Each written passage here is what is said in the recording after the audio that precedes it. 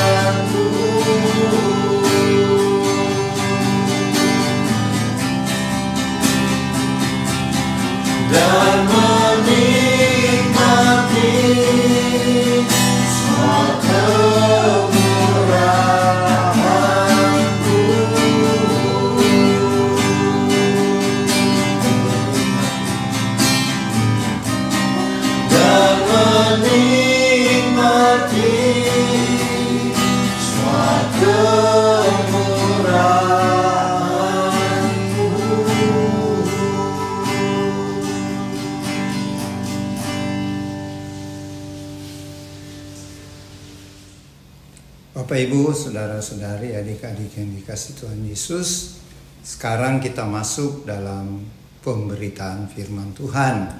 Untuk itu sediakanlah pembacaan firman dari Injil Lukas pasal 16. Kita baca nanti mulai dari ayat 1 sampai dengan ayat 9. Injil Lukas pasal 16 ayat 1 sampai dengan ayat 9. Mari kita mohon pimpinan Allah Roh Kudus, kita berdoa. Bapa Surgawi, terima kasih untuk kesempatan yang berharga saat ini untuk memberitakan firman-Mu. Berfirmanlah ya Tuhan, kami semua siap mendengarkan, merenungkan dan melakukan firman-Mu. Kami mohon Allah Roh Kudus mengurapi kami semuanya, baik kami yang mendengarkan maupun hamba-Mu yang menyampaikan, sehingga apa rencana Tuhan, kehendak Tuhan terjadi pada kami. Di dalam nama Tuhan Yesus kami mohon. Amin.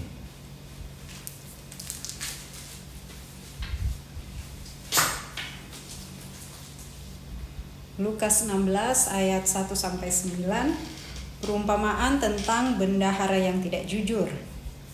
Kemudian Yesus berkata kepada murid-muridnya, ada seorang kaya yang mempunyai seorang bendahara. Kepadanya disampaikan tuduhan bahwa bendahara itu menghamburkan miliknya. Lalu ia memanggil bendahara itu dan berkata kepadanya, apa ini yang kudengar tentang engkau? Berilah pertanggungjawaban atas apa yang engkau kelola, sebab engkau tidak boleh lagi bekerja sebagai bendahara. Kata bendahara itu di dalam hatinya, apakah yang harus aku perbuat? Tuanku memecat aku dari jabatanku sebagai bendahara. Mencangkul aku tidak kuat, mengemis aku malu. Aku tahu apa yang akan aku perbuat, supaya apabila aku dipecat dari jabatanku sebagai bendahara, ada orang yang akan menampung aku di rumah mereka. Lalu ia memanggil seorang demi seorang yang berutang kepada tuannya. Katanya kepada yang pertama, berapakah utangmu kepada tuanku? Jawab orang itu, 100 tempayan minyak. Lalu katanya kepada orang itu, terimalah surat utangmu, Duduklah dan tulislah segera 50 tempayan. Kemudian ia berkata kepada yang kedua, berapakah utangmu? Jawab orang itu, 100 pikul gandum. Katanya kepada orang itu, terimalah surat utangmu dan tulislah 80 pikul. Lalu tuan itu memuji bendahara yang tidak jujur itu karena ia telah bertindak dengan cerdik. Sebab anak-anak dunia ini lebih cerdik terhadap sesamanya daripada anak-anak terang. Aku berkata kepadamu, ikatlah persahabatan dengan mempergunakan mamon yang tidak jujur, supaya jika mamon itu tidak dapat menolong lagi, kamu diterima di dalam kemah abadi. Amin.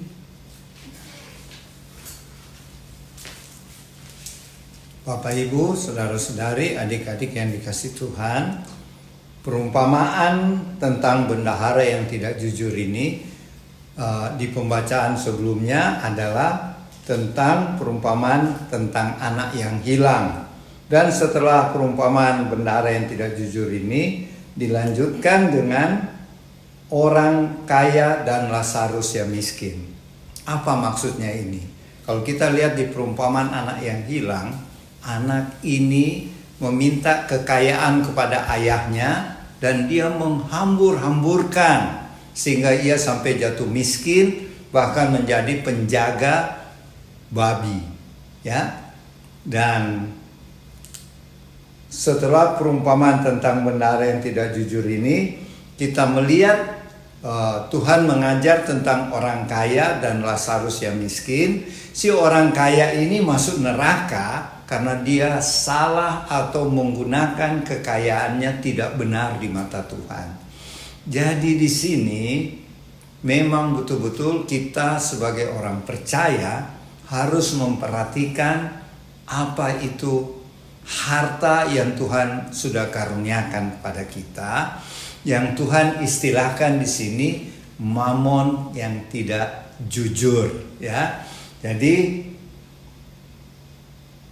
marilah kita pelajari apa maksud Tuhan Yesus melalui perumpamaan tentang bendahara yang tidak jujur ini. Diceritakan oleh Tuhan ada seorang majikan atau seorang kaya yang mempunyai seorang bendahara, dan bendahara ini didapatinya melakukan harta yang dimiliki oleh sang bos ini atau majikan dengan menghambur-hamburkan. Jadi menggunakan secara tidak bertanggung jawab, sehingga si majikan akhirnya mengambil keputusan untuk memecat si bendahara. Dan si bendahara ketika tahu mau dipecat, dia cepat-cepat berpikir, ya, kalau saya dipecat, si bendahara berkata dalam hatinya, mencangkul aku tidak bisa, artinya bekerja kasar, ya. Terus saya mau menjadi pengemis, saya malu. Timbul akal pikirannya, dia panggil orang-orang yang pernah berhutang, karena dia bendahara, ya, jadi dia tahu orang-orang yang pernah berhutang kepada bosnya. Dia tanya, berapa hutangmu? Di dalam perumpamaan ini dia panggil dua saja orang yang mewakili yang lainnya. Mereka katakan, si yang berhutang ini, saya berhutang 100 tempayan minyak. 100 tempayan minyak itu kalau diuangkan di masa sekarang sama dengan gaji seorang buruh selama 3 tahun. Jadi cukup banyak, ya. 100 tempayan minyak itu sama 3 tahun gaji seorang buruh, ya. Dan kemudian si bendahara katakan, 100 tempayan minyak ini sudah tidak berlaku, duduklah dan tanda tangan surat hutang yang baru, yaitu 50 tempayan minyak. Jadi dia courting, ya. Si bendahara itu courting hutang dari si peminjam ini menjadi 50 tempayan minyak. Kemudian dia panggil lagi orang yang kedua yang berhutang. Dia tanya, berapa hutangmu? Orang itu berkata 100 pikul gandum. Kalau diuangkan sekarang kira-kira 8 tahun gaji seorang buruh. Jadi lebih banyak lagi nih ya. Dan si bendahara katakan, yang 100 pikul gandum ini saya ganti suratnya menjadi 80 pikul gandum. Jadi si bendahara ini ketika tahu dia mau dipecat, dia mengambil satu tindakan. Jadi dia membaca situasi, wah bahaya ini. Satu tindakan juga yang salah, ya, yaitu dia menyalahgunakan lagi hutang yang tadi 100 tempayan minyak dijadikan 50, yang 100 pikul hutang gandum dikurangi menjadi 80. Jadi sudah 2 kali bendahara ini melakukan hal yang tidak benar ya. Pertama, menghambur-hamburkan harta bosnya, kemudian untuk supaya dia selamat, dia mengurangi hutang dari 2 orang peminjam dengan tujuan apa? Supaya ketika dia berhenti jadi bendahara, dia akan ditampung oleh 2 orang yang dia bantu ini. Jadi akalnya cerdik sekali ya. Jadi di sini Tuhan Yesus mengatakan bahwa bos itu malah memuji bendaharanya yang tidak jujur ini, ya. Kemudian Tuhan katakan lagi, ikatlah persahabatan dengan mempergunakan mamon yang tidak jujur, supaya jika mamon itu tidak dapat menolong lagi, kamu diterima di dalam kemah abadi. Pengajaran perumpamaan Tuhan Yesus ini, Tuhan Yesus ajarkan kepada murid-muridnya. Tetapi pada saat itu, kalau kita baca di ayat 14, semuanya itu didengar oleh orang-orang Farisi, hamba-hamba uang itu, dan mereka mencemohkan Tuhan Yesus. Ya, sudah disebut orang Farisi ini hamba Tuhan, dan waktu Tuhan mengajar tentang bendahara yang tidak jujur ini, malah mereka mengejek Tuhan Yesus. Mari kita pelajari ya, apa arti firman Tuhan ini buat kita ya. Orang-orang percaya, pengikut-pengikut Kristus, murid-murid Tuhan Yesus di akhir zaman. Pertama kita lihat si bendahara yang tidak jujur ini ketika dia tahu dia mau dipecat.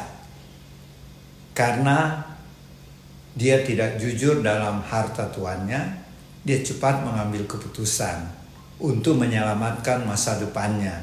Di sini kita belajar bahwa di dalam menghadapi segala masalah-masalah dalam kehidupan ini, bukan kita mau mencontoh si bendahara dengan dia punya perbuatan yang tidak benar itu, tidak jujur itu, bukan.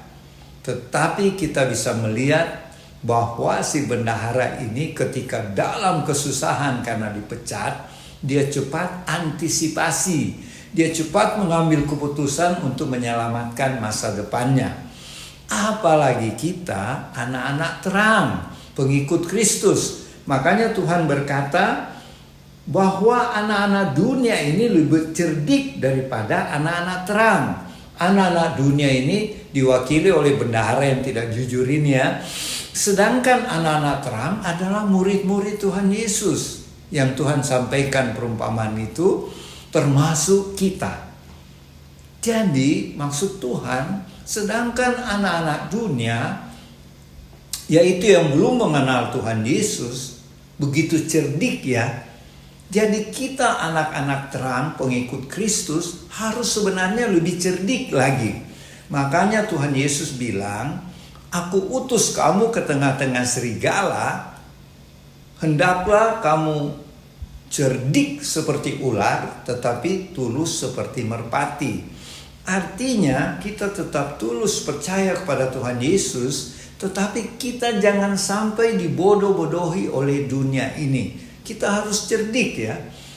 Jadi contoh tadi, si bendahara tidak jujur saja dia cerdik. Jadi majikannya memuji ya. Karena dia sudah berpikir masa depannya setelah dipecat. Apalagi kita orang-orang percaya Kristus, anak-anak terang, kita harus cerdik menghadapi setiap masalah. setiap problem yang kita hadapi, setiap tantangan, pencobaan. Karena di dalam kita juga ada Roh Kudus ya, yang memberikan kita hikmat, kuat kuasa untuk menghadapi segala masalah tersebut dan menyelesaikannya dengan baik. Jadi pelajaran pertama, kita harus cepat tanggap. Menghadapi situasi apapun, kita cepat cerdik mempelajari masalah itu dan kita cepat menyelesaikannya. Jangan kita bodoh ya. Kemudian pesan Tuhan yang kedua dari perumpamaan ini, yaitu kita harus mengikat persahabatan dengan memakai mamon yang tidak jujur. Apa itu mamon yang tidak jujur ya? Sebenarnya bagi murid-murid Tuhan, orang-orang Yahudi pada zaman Tuhan Yesus itu, mamon yang tidak jujur artinya itu adalah peribahasa ya. Artinya harta di dunia ini. Harta yang tidak kekal. Jadi termasuk uang, rumah, mungkin kalau sekarang mobil, sepeda motor, sawah ladang, dan diri kita sendiri, waktu kita, itulah yang disebut mamon yang tidak jujur. Mamon tidak jujur itu adalah peribahasa yang artinya semua milik kita yang ada pada kita. Tetapi kita mengimani bahwa apa yang kita punya semuanya, kekayaan kita kah, hidup kita kah, waktu kita, pekerjaan kita, studi kita, semuanya sebenarnya adalah milik Tuhan. Ya, yang Tuhan titipkan sama kita. Jadi kita dianggap Tuhan sebagai bendahara yang mengelola kekayaan, harta yang Tuhan berikan kepada kita, yang dipercayakan kepada kita. Maka marilah kita mengelola dengan baik mamon yang tidak jujur ini, yaitu harta yang tidak kekal ini, harta dunia, dengan sebaik-baiknya. Sehingga pada saat nanti setelah mamon yang tidak jujur ini tidak berguna lagi, kita diterima di kemah abadi. Artinya gini, ketika kita selesai di dunia ini, setelah kita meninggalkan dunia ini, ketika waktu masih hidup, kita pakai harta dunia ini sebaik-baiknya untuk pertama misalnya, untuk pelayanan kerajaan sorga, yaitu untuk pelayanan, untuk memenangkan jiwa-jiwa, membantu orang-orang miskin, berbuat kebaikan melalui harta yang kita miliki, dan itu akan berguna kelak dan diperhitungkan oleh Tuhan ketika saatnya kita meninggalkan dunia ini, kita diterima kemah abadi yaitu di surga dengan mendapat upah. Karena soal keselamatan, kita percaya kita sudah selamat karena kita percaya Tuhan Yesus sebagai Tuhan dan Juru Selamat kita. Itu semua hanya karena anugerah. Tetapi soal upah, kita harus menggunakan mamon yang tidak jujur ini, yaitu semua harta yang kita punya, waktu yang kita punya, dengan sebaik-baiknya.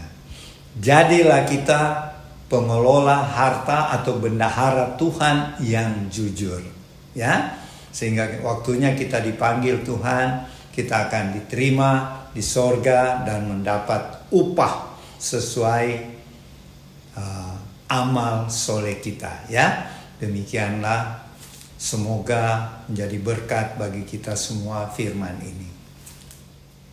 Selamat siang Bapak Ibu, saudara-saudari, teman-teman warlet di rumah. Kita jumpa pada siang ini. Bapak Ibu, saya melanjutkan apa yang Opa katakan tadi dengan judul firman Tuhan perumpamaan tentang bendahara yang tidak jujur. Setelah membaca merenungkan firman hari ini, saya melihat semua dari pembacaan ini Tuhan mengumpamakan, yaitu bahwa di dunia ini dikuasai oleh siapa, oleh apa. Kalau saya renungkan di situ ada bendahara, ada kata bendahara, ada mamon, ada yang tidak jujur, dan ada kata cerdik.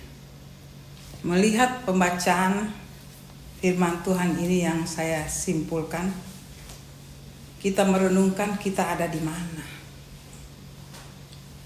Tetapi dari pertama Tuhan mengatakan bendahara. Kalau di surga tidak ada bendahara ya. Apa yang Tuhan ulaskan ini semua berada di kehidupan kita di bumi, di dunia ini. Saya mulai dengan kata bendahara. Bendahara adalah sesuatu yang dipercayakan oleh suatu perusahaan, seperti yang kita baca di sini adalah orang kaya. Saya percaya orang itu sangat kaya sehingga hartanya perlu diolah oleh orang yang mengolah semua kekayaannya, yaitu keuangannya dikatakan bendahara. Yang kedua adalah mamon. Kita lompat-lompat ya, karena Opa tadi sudah jelaskan pertama. Saya melihat tuh bendahara mamon. Ya, bendahara ini oleh seorang yang dipercayakan. Ya, bendahara yang tidak jujur.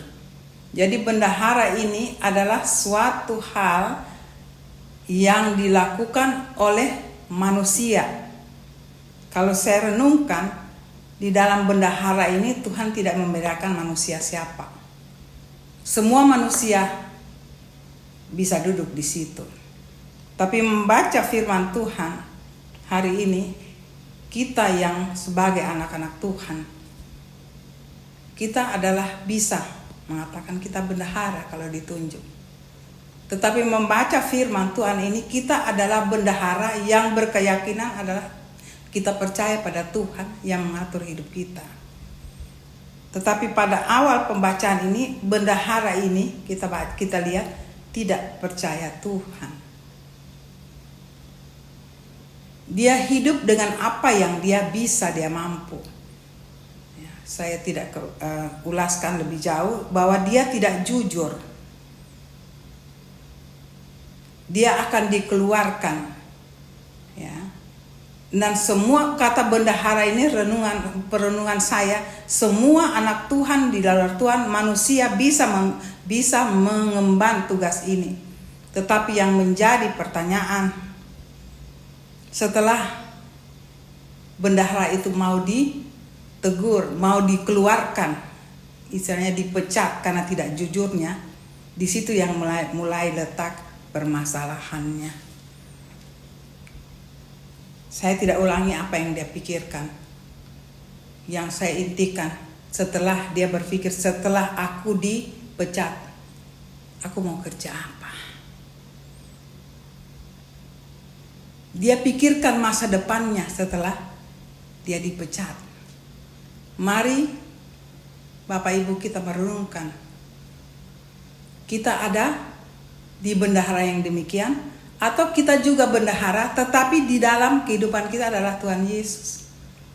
Kalau melihat daripada apa yang bendahara ini Tuhan Yesus perumpamakan ini, dia melahirkan untuk menenangkan dari apa yang dia akan dilakukan pemecatan, dia harus hidup.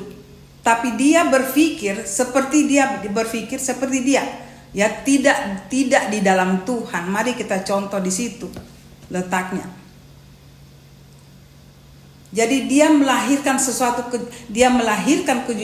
Kejujuran dan melahirkan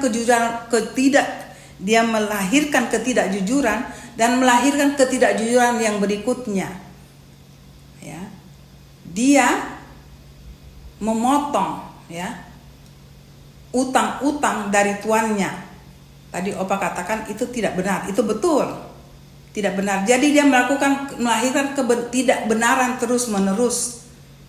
Tapi pada pembacaan berikutnya, dia dipuji karena kecerdikannya.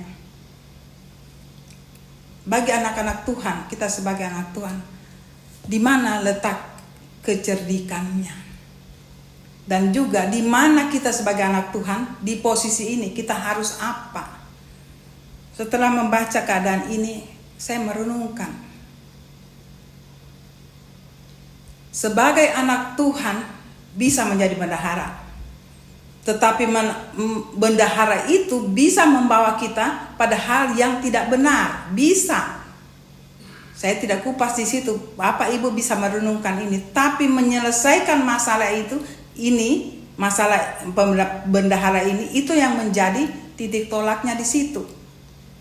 Nah, kita menyelesaikan apakah seperti bendahara ini setelah dipecat mencari jalan untuk kehidupannya dengan jalan yang tidak benar juga, atau di sini pertanyaan bagi anak-anak Tuhan.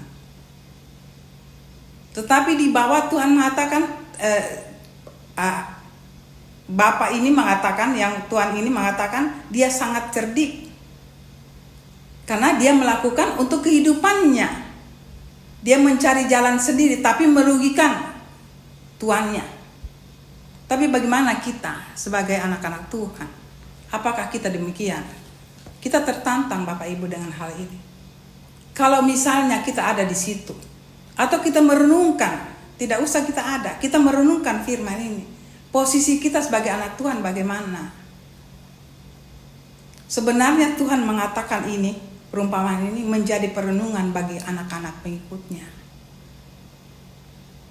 Kata cerdik, apakah kalau kita memikirkan itu, kita merenungkan, apakah kita harus seperti demikian?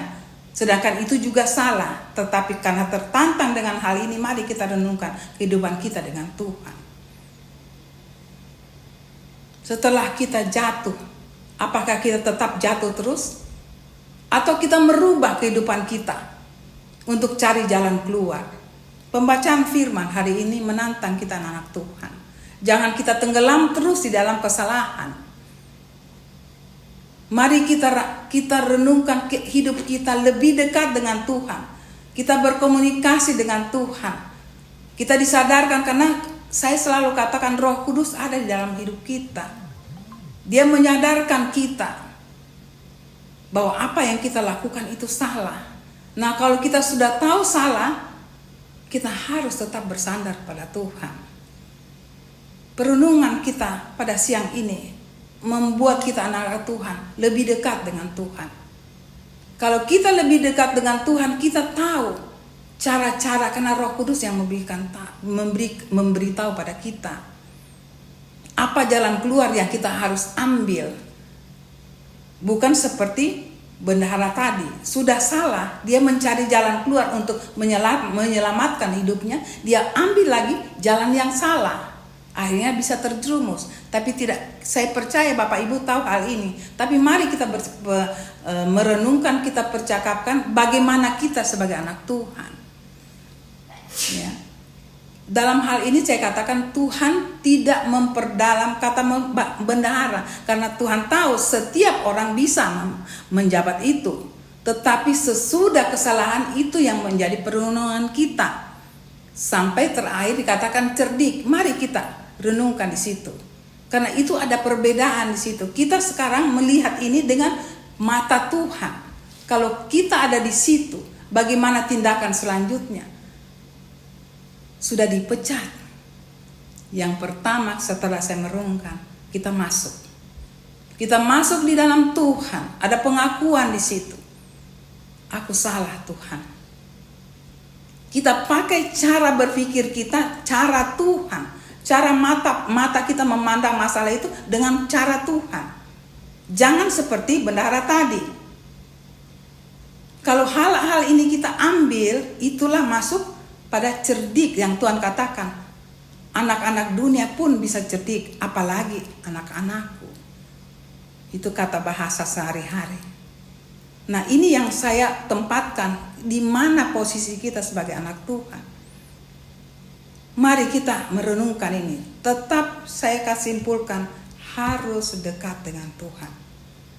Anak-anak Tuhan bisa salah. Ya, bisa juga mengatakan bahwa aku sudah melakukan hal-hal sampai bukan lagi dipecat, malah bisa dihukum. Keadaan sekarang, coba kita renungkan, melihat sekarang keadaan. Begitu gencar hanya karena uang. Bapak Ibu, jangan uang membawa kita jauh dari Tuhan. Uang itu bisa membuat kita lebih dekat dengan Tuhan asal kita dengan Tuhan. Ada jalan keluarnya. Saya tidak kupas ini karena beberapa minggu ini selalu saya katakan di dalam Tuhan tidak ada jalan yang tidak bisa diselesaikan. Tapi pertanyaan sebagai anak Tuhan, maukah itu? Semua kita bawa kepada Tuhan. Disitulah letak kecerdikan, bahkan di situ ada hikmat yang dunia tidak bisa, kita bisa selesaikan. Kita lebih dari dunia. Itu pun dikatakan cerdik, kita lebih dari cerdik, ada hikmat. Yang kedua, bendahara dan mamon. Saya sedikit merenungkan di situ. Ada bendahara, ada mamon. Kalau saya renungkan, bendahara itu semua manusia bisa. Ya. Tetapi mamon sering, banyak sekali karena mamon anak Tuhan jatuh di situ. Karena sudah mamon itu adalah kebendaan itu. Jadi uang itu bisa jadi mamon untuk kita. Kita sangat terpengaruh dengan mamon. Kan ada di firman lain mengatakan, kuasai mamon, jangan mamon menguasai kita. Tuhan lebih terperinci. Berarti ini ada pribadi di dalam. Kalau kita pegang seperti bendahara, di situ harus juga dengan Tuhan, agar kita hati-hati. Jangan kita seperti bendahara tadi, menghambur-hamburkan di situ penuh harta dunia, uang. Karena kalau zaman akhir ini uang pegang peranan penting Bapak Ibu. Karena uang kita bisa jauh dari Tuhan. Karena uang juga bisa kita, kalau kita dengan Tuhan, Tuhan menyadarkan kita, kamu sudah jauh. Tetapi karena selalu ada Roh Kudus dengan kita, kita selalu disadarkan, tidak akan jauh. Dan kalau jauh, Tuhan berikan jalan keluar yang terindah bagi anak-anaknya. Bapak Ibu, kita manusia biasa. Tetapi itu jangan kita pakai untuk kalau kita sudah jatuh, kita katakan kita manusia. Tidak boleh ada cara berpikir begitu. Kita harus katakan, kalau saya diberikan satu tanggung jawab, aku harus ada Tuhan di situ, agar aku tidak dipermainkan oleh dunia ini. Kalau hal-hal itu harus ada di zaman akhir ini, generasi kita, Bapak Ibu. Itu sangat keras saya katakan, karena pelayanan kami ada 3 yang iblis selalu incar. Uang, kedudukan, dan seks. Saya anjurkan di firman hari ini bahwa kalau kita menghadapi masalah, kita renungkan saja. Kalau akhirnya hanya karena uang, belum akhir, tapi kita renungkan dengan Tuhan, semua bertitik tolak di uang, kita stop saja. Ya, kita renungkan. Kita jangan terus karena Tuhan iblis mau pakai itu untuk menjatuhkan kita, terutama anak Tuhan kalau ada di situ. Saya berbicara ini karena pengalaman saja pelayanan. Yang kedua, kedudukan.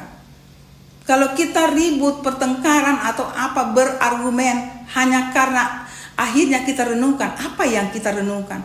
Apa yang kita buat ini? Tetapi pada akhirnya kita ambil kesimpulan hanya kedudukan. Kehormatan, aku kepala, aku begini, aku sudah begini. Ya, untuk kita punya kedudukan naik, lebih baik sebelum terjadi permasalahan karena argumen atau apapun pertengkaran hanya karena kedudukan, kita stop saja. Ada banyak cara Bapak Ibu. Begitu juga yang ketiga adalah seks. Ya, kita ribut hanya karena seks, stop sebelum terjadi. Karena kalau kita terus, yang paling diincar adalah anak Tuhan. Saya peringatkan Bapak Ibu sekali lagi, akhir zaman ini setan iblis mau cari anak-anak Tuhan. Dimanapun anak Tuhan pasti, saya tidak bilang mungkin tidak, itu pasti Bapak Ibu. Licik sekali. Jadi mari melihat pembacaan hari ini. Kita renungkan. Kita anak Tuhan ada juga di situ. Kita tidak bisa lari karena itu memang di dunia. Kalau kita di surga tidak ada ini. Begini. Tapi ini bagian Tuhan mengikis, mengajar, ya, menasehati kita. Hati-hati. Kalau soal uang, saya mengatakan karena kami pengalaman, karena zaman akhir ini adalah uang. Ada bendahara mengatur, ada mamon. Ya, mamon itu jangan kita dikuasai mamon. Kita menguasai, berarti kita punya fungsi di situ sebagai anak Tuhan. Untuk diri kita, apalagi untuk kalau kita sudah dipercayakan satu persekutuan, paling kecil adalah keluarga. Kita mengatur bendahara keuangan yang Tuhan berikan. Jangan akhirnya bendahara kita sudah menghasilkan mamon itu kita bersandar. Akhirnya mamon itu yang membawa kita jauh dari Tuhan. Ini peringatan Bapak Ibu. Peringatan, sangat peringatan dan sangat tepat untuk kita zaman akhir ini. Di sini dikatakan kita harus cerdik. Yang dunia pun cerdik, apalagi kita. Kita saya tambahkan ada hikmat. Ya. Kalau saya sedikit merenungkan, sebenarnya kalau kata cerdik untuk saya cerdik itu sebenarnya kita harus cerdik seperti ular. Tetapi kita tidak licik. Tetapi di sini karena tidak membicarakan roh jahat. Bisa kata cerdik, tetapi untuk zaman akhir kata cerdik saya tidak pakai. Untuk saya tidak pakai kata itu karena kami bergerak di dunia supernatural. Iblis sangat licik. Saya pakai kata licik. Licik itu tidak ketahuan padahal kita sudah jatuh. Kalau cerdik kita pakai kata-kata Tuhan. Cerdiklah seperti ular. Masuk. Tetapi ada Tuhan. Dan di atas cerdik itu ada hikmat. Hikmat tidak dipunyai oleh dunia Bapak Ibu. Hikmat itu adalah Tuhan sendiri. Itu sulit sekali untuk kita dapat kalau kita tidak dekat dengan Tuhan. Masalah yang sangat pelik itu bisa diselesaikan bersama Roh Tuhan Yesus melalui Roh Kudus. Kalau membaca firman hari ini, kita menempatkan Tuhan itu waktu itu sebagai manusia juga. Tetapi dia sangat dekat dengan Tuhannya. Tidak ada umur begini baru Tuhan dekat, umur begini. Tidak. Tuhan waktu itu manusia. Kita baca firman, bayangkan dia 12 tahun ada di bait Allah. Itulah Tuhan kita. Jangan kita mengatakan saya belum pantas, saya belum belajar. Ya, Tuhan tidak tunggu. Tuhan katakan kamu mau dengan aku? Mari. Tuhan tidak bilang umur. Dari kecil kita sudah diajar orang tua kita, keluarga kita dekat dengan Tuhan. Saya sedikit radikal di sini Bapak Ibu karena kami selalu melayani. Bentuklah keluarga kita, anak-anak kita, pribadi kita untuk selalu dekat dengan Tuhan. Apabila kita ada di ranah ini tidak bilang kau Kristen, ya, saya tidak pakai. Hanya Islam atau apa lain. Saya maaf ya, saya sedikit ini karena kami ketemu di lapangan. Tuhan bisa pakai kita di segala macam, asal Tuhan ada. Kalau tidak dengan Tuhan, pertanyaan, kita sering jatuh di situ. Tapi tidak apa-apa, tidak menjadi juga sesuatu yang wah ini salah. Bapak Ibu tetap setelah mendengar firman ini, mari kita dekat dengan Tuhan. Karena ini kita ditegur oleh Tuhan ya. Jadi apa yang kita pembacaan hari ini sangat-sangat berkaitan dengan kehidupan kita. Mari kita duduk di dalam kehidupan dunia ini tapi bersama Tuhan. Agar di segala hal dimanapun Tuhan tempatkan, di situ ada kita mengatakan kita anak Tuhan. Dan itu juga terpancar dari kehidupan kita.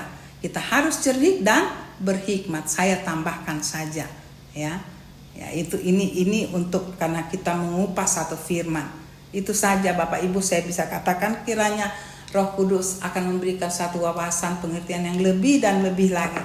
Saya sangat terbatas, tetapi saya percaya Bapak Ibu di dalam kehidupan hari-hari Tuhan akan memberikan satu wawasan yang lebih sempurna karena kita persekutuan anak Tuhan ada di dalam kehidupan akhir zaman ini. Mari kita bersandar, kita tetap bersyukur, Tuhan menyertai kita. Terima kasih Bapak Ibu, kiranya firman hari ini menjadi satu hal yang berbau harum dalam kehidupan kita untuk menyenangkan hati Tuhan. Tuhan memberkati. Amin. Bapak Ibu, saudara-saudari, adik-adik yang dikasih Tuhan, setelah tadi pemberitaan firman Tuhan tentang bendahara yang tidak jujur, sekarang kita masuk dalam perintah Tuhan Yesus melaksanakan perjamuan kudus. Sediakanlah hosti anggur, dan sebelumnya mari kita berdoa. Bapa di surga, terima kasih untuk firman-Mu tadi yang sudah diberitakan. Jadikanlah kami menjadi bendahara-bendahara yang jujur, pengelola harta Tuhan di dunia ini. Dan saat ini Bapa, kami akan laksanakan perjamuan kudus. Sucikanlah kami sekeluarga dengan darah anak domba Allah, sehingga kami layak menerima roti anggur perjamuan kudus saat ini. Di dalam nama Tuhan Yesus. Amin.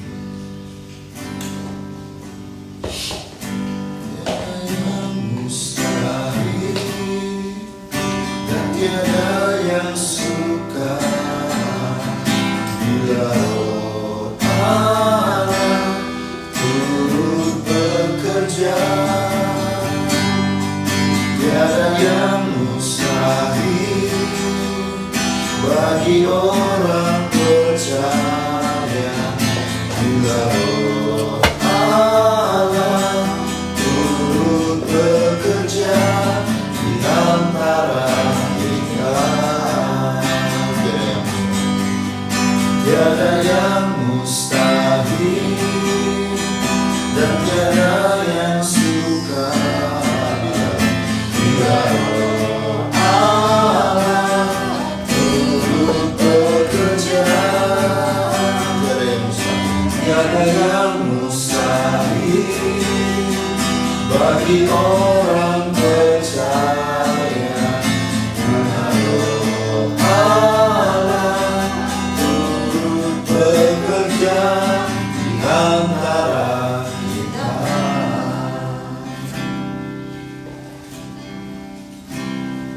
Kalau dalam roti perjamuan ada firman Tuhan, silakan dibaca karena ini merupakan pesan Tuhan bagi kita sekalian. Silakan dibaca. Yohanes 6 ayat 35a. Akulah roti hidup. Mazmur 73 ayat 23b, Engkau memegang tangan kananku. Yeremia 3 ayat 1. Diberkatilah orang yang mengandalkan Tuhan, yang menaruh harapannya pada Tuhan. Mazmur 91 ayat 3, Dialah yang akan melepaskan engkau dari jerat penangkap burung, dari penyakit sampar yang busuk. Jadi apa tadi pertama juga Roti hidup. pesan Tuhan, kita harus selalu ingat bahwa kita mempunyai Tuhan Yesus yang bergelar roti hidup. Artinya, jika kita seperti sekarang menerima tubuh dan darah Tuhan Yesus, sama juga kita menerima Tuhan ya. Siapa yang menerima tubuh dan darah Tuhan Yesus roti hidup itu, berarti kita tinggal di dalam Tuhan, Tuhan tinggal dalam kita. Terus Devi tadi apa? Memegang tangan kanan ya. Jadi kita tidak usah takut, sebab di dalam segala hal Tuhan adalah pembela kita, Tuhan yang berperang buat kita ya. Karena Dia memegang tangan kanan kita, artinya Tuhanlah yang menjaga, memelihara kita dan melindungi kita. Terus yang ketiga, Oma punya apa nih? Berkatilah orang yang Ya, oleh sebab itu marilah kita berserah dan mengandalkan seluruh kehidupan kita hanya kepada Tuhan Yesus ya. Sebab Dialah roti hidup yang menjaga kita, memelihara kita, bahkan melindungi kita. Sehingga kita tidak usah takut akan apa yang disebut jerat penangkap burung dan penyakit sampar yang busuk. Jerat penangkap burung itu adalah satu hal yang tiba-tiba yang dibuat oleh musuh kita, yaitu roh-roh jahat di udara, supaya kita terjebak ya. Makanya kalau kita mengandalkan Tuhan, kita hidup dekat Tuhan, kita akan terhindar dari jerat penangkap burung dan penyakit sampar yang busuk. Penyakit sampar yang busuk itu mewakili semua penyakit ya. Jadi itulah pesan Tuhan bagi kita semua. Dan marilah kita angkat hosti yang adalah tubuh Kristus. Dan firman Tuhan berkata, dan ketika mereka sedang makan, Tuhan Yesus mengambil roti, mengucap berkat, memecah-mecahkannya, lalu memberikannya kepada murid-muridnya dan berkata, ambillah, makanlah, inilah tubuhku. Kita ucapkan dengan iman, inilah tubuh anak domba Allah yang telah berkorban di atas kayu salib di bukit Golgota. Kami terima dengan iman di dalam nama Tuhan Yesus. Silakan makan.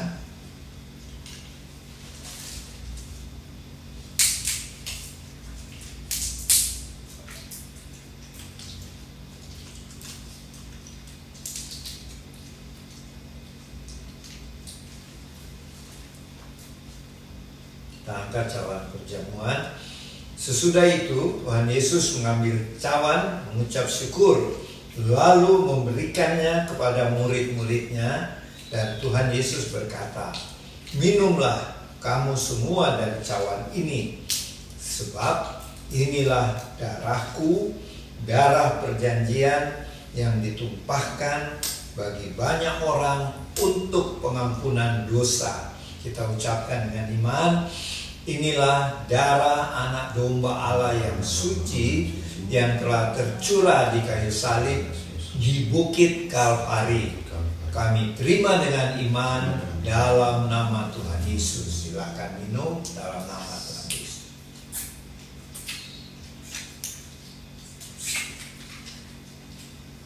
Mari kita mengucap syukur dengan puji-pujian.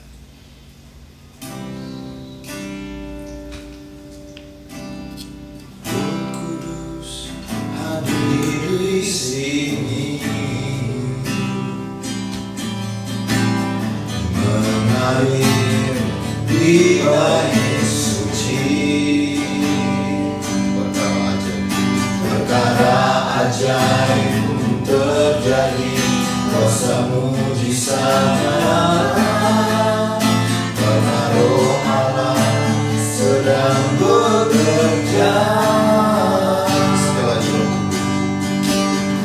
Roh Kudus hadir di sini, mengalir di bait suci, perkara ajaib terjadi, kuasa mujizatnya karena Roh Allah sedang bekerja. Tiada yang mustahil dan tiada yang sukar bila Roh Allah turut bekerja. Tiada yang mustahil bagi orang percaya bila Roh Allah turut bekerja di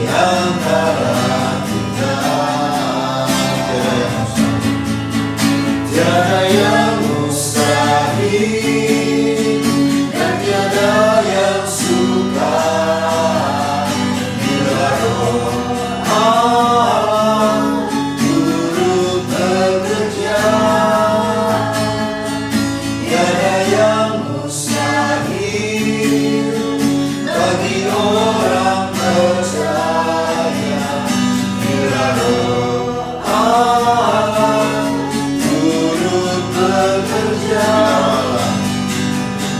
bila roh Allah turut bekerja antara kita.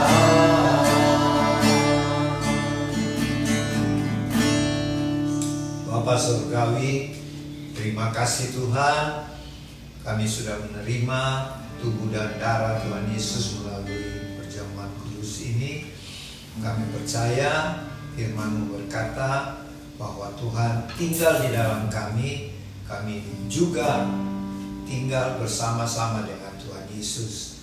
Sehingga tidak ada yang kami boleh khawatir atau takut, karena roh Allah bekerja di dalam kami dan bekerja bagi sesama kami untuk memberitakan Injil Kristus, di mana kami sudah siap untuk menjalankan amanat agung Tuhan menjelang kedatangan Tuhan Yesus yang kedua kali, sehingga banyak jiwa-jiwa akan dimenangkan melalui kesaksian-kesaksian dan pelayanan-pelayanan kami.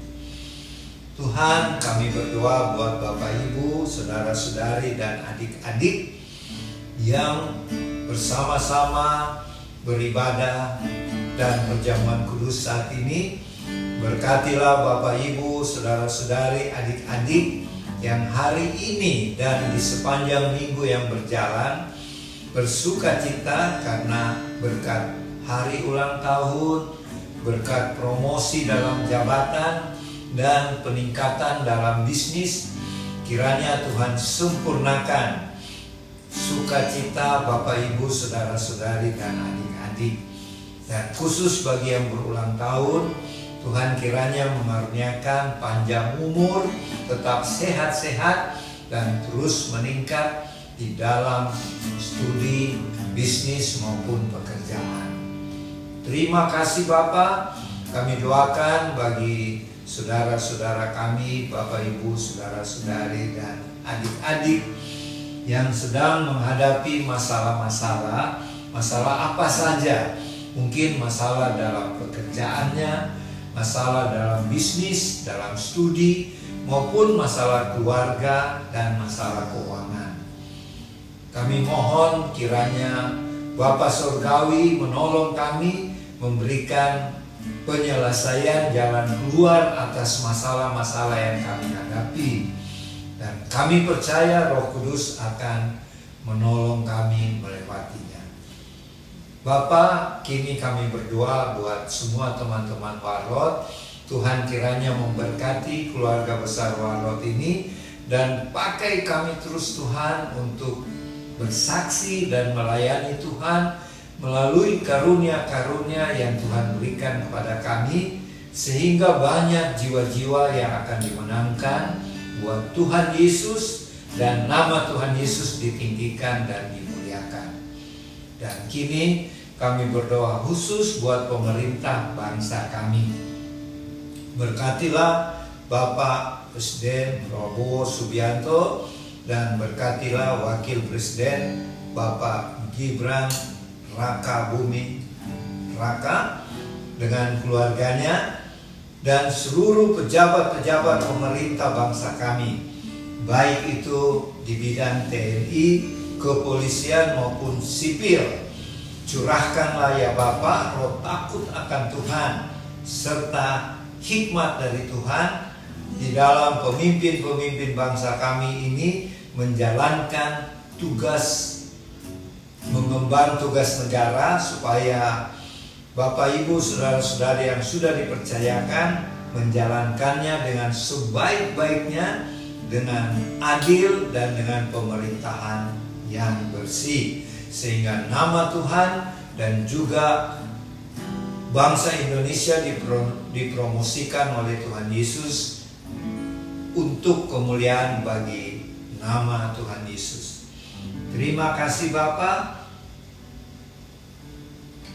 Kami sekarang bersyukur untuk semua apa yang kami sudah terima, dan ajarlah kami untuk terus melayani Tuhan dengan penuh sukacita, memenangkan jiwa-jiwa buat Tuhan. Dan sebelum kami menutup ibadah perjamuan kudus keluarga Warlord Ministry ini, kami memohon berkat-berkat daripada Tuhan.